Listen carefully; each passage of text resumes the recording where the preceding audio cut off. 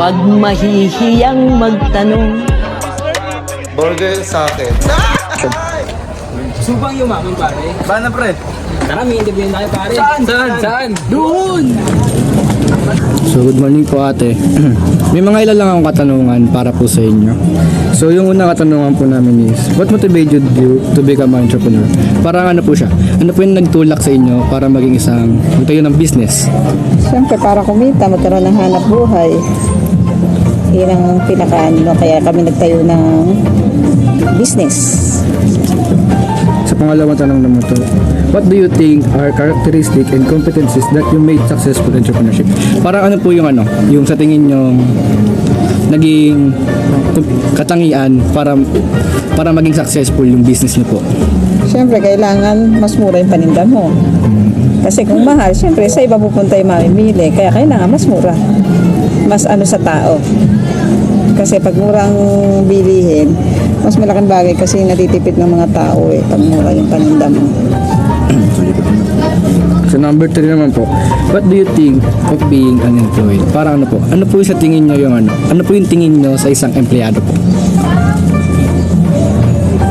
Empleyado, kasi sa business ko, hindi ako ang empleyado, ako yung may-ari. Bagay, empleyado, may-ari, parang kasi wala naman akong tagabantay. Sariling, kumbaga 2-in-1, ika nga. Mas solo mo yung income mo kasi ikaw na yung nagmamanage ng business mo at wala kang inuupahan. Wala ka pinapasahudan. Tama ate. So number 4, why did you choose to be an entrepreneur rather than to be an employee? Parang ano, bakit mas pinili niyo pong magtayo ng business kaysa maging empleyado? Una, wala kang amo. Amo mo sarili mo. Mas ikaw ikaw ang magmamanage ng lahat, ikaw ang masusunod kung ano man yung gusto mong mangyari sa business mo. So number 5, how much do you love your job? Gano'n na po kamahal itong business niyo po? 100% love ko tong business ko. Kasi kung di mo mahal ang business mo, hindi magiging successful yun. Karagdagan tanong lang po ate, ilan taon na po yung business na po? 3 years? 3 years.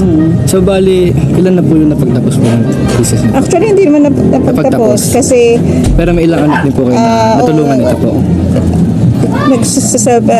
study sila na nag-self-employed sila para sa studies Sa sarili nila. nila. Siguro nakuha ko lang to kasi yung panggastos namin araw-araw, mga utilities namin, kasi may mga sarili-sarili na naman silang So kumbaga, kanya-kanya na din po kanya-kanya kayo. na silang may mga trabaho naman mister ko, mga anak ko, yung sa ngayon. Pang araw-araw naming needs.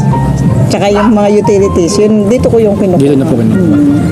So bali, yung Actually, isa na lang naman kasi nag-aaral ko. Nag-aano naman siya. May sarili naman siya sa hanap buhay para paaralin yung sarili niya. So bali, ayun lang naman po yung mga katanungan namin. At salamat po. Sige, thank you, po. Ben. Salamat. Sige. So yun, alam mo na kung nagagawin natin ito. Ayun, bumibili sila oh. Ano yan? Sting! Yan, hindi bumibili. Para supportan yung business ni ate. Yan, lamang kami alam, lamang kami tumutulong. Pantay-pantay, equality lahat yan. Paano unang-una dapat may kami pera ka pang simula. Pangalawa, dapat handa ka sa communication tol. O kaya mag-take the risk tol. Ano tutulong kaya ate tol? Mag-take the risk lang tayo tol.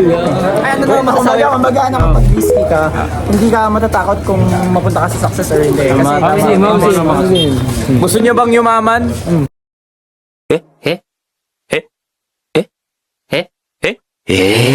Magtayo kayo ng tindahan.